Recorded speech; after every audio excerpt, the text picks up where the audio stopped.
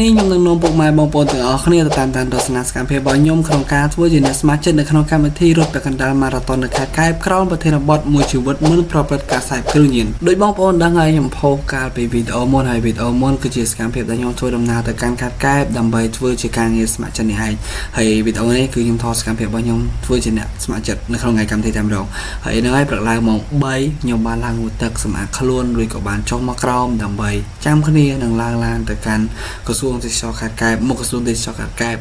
ដើម្បីបែងចែកការងារឬក៏បែងចែកក្រុមទៅតាមផែននីមួយៗដែលយើងបានរៀបចំកាលពីម្សិលមិញខាងណាបងខាងណាតំបន់ទឹក08បងទៅនោះឥឡូវទៅសិនណាឋានីទឹក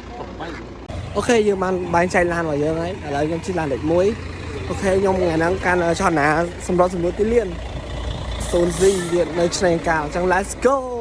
បន្ទាប់ពីបែងចែកក្រុមបែងចែកឡានបែងចែកគ្នាអស់ហើយខ្ញុំក៏បានឡើងឡានរួចធ្វើដំណើរទៅកាន់គោលដៅខ្ញុំផងដែរឃើញថាមកមិនទាន់5ម៉ោងមិនទាន់ដល់មកកម្មវិធីបងកលាករបានមកដល់ទីលានបានច្រើនហើ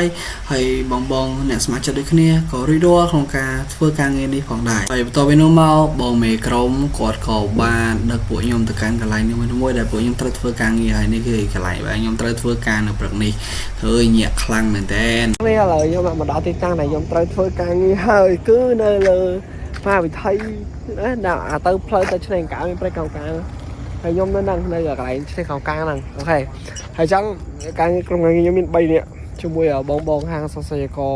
ខេត្តកែបតែម្ដងកម្មវិធី start ម៉ោង5គឺគណៈថាបតីគាត់ជួយដល់បន្ទាប់ពីគាត់មានថ្លែងសន្និកថាគាត់ដូចជាបើកកម្មវិធីរត់ហើយគឺម៉ោង5កន្លះ21គីឡូគាត់ចាប់ដើម start ហើយចំពោះរបស់ខ្ញុំនេះគឺខ្ញុំបានថាទទួលទៅ21គីឡូទេព្រោះកន្លែងខ្ញុំឆ្ងាយចឹងគាត់ចេញទៅគាត់ទៅឆ្ងាយទៅគាត់ឡើងទៅកាហ្វេភ្នំអីចឹងទៅអញ្ចឹងការងាររបស់ខ្ញុំមានចាប់ពីពេលនេះឥឡូវទៅហើយខ្ញុំថាការងារខ្ញុំទៅប្រព្រឹត្តទៅឲ្យជោគជ័យនិងរលូនហើយបើមានពេលខ្ញុំនឹងថតជូនពុកម៉ែបងប្អូនទាំងអស់គ្នាទស្សនាកម្សាន្តទៀតថាឥឡូវដល់ let's go គឺថាមកជីវិតមានមកឡងឡើងមកតាំងពីយប់មកអង្គុយមើលថ្ងៃរះនៅ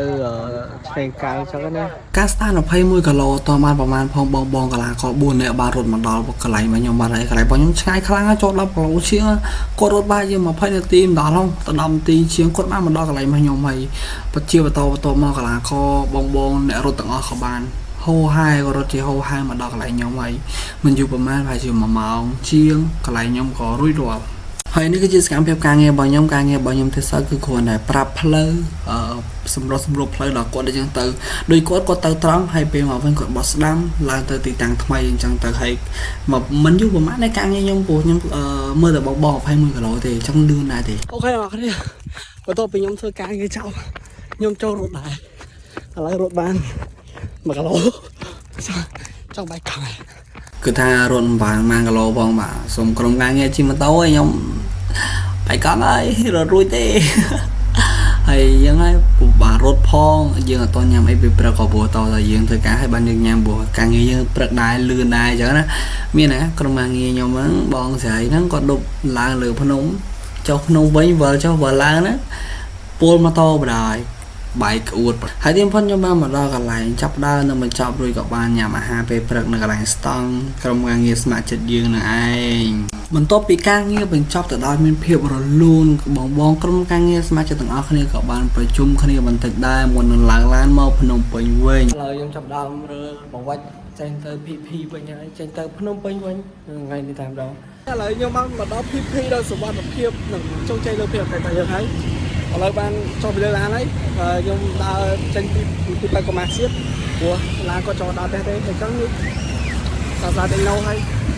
Let's go ទៅបងប្អូនអរគុណសម្រាប់ការទស្សនាមើលវីដេអូនេះហើយអ្វីដែលខ្ញុំរៀនបានពីការធ្វើការងារស្ម័គ្រចិត្តនេះគឺថាទទួលបានបទពិសោធន៍ថ្មីខ្លាំងមែនទែនគឺថាយើងចេះរួមរស់ជាមួយគ្នាចេះធ្វើការរួមគ្នាចេះសាមគ្គីគ្នា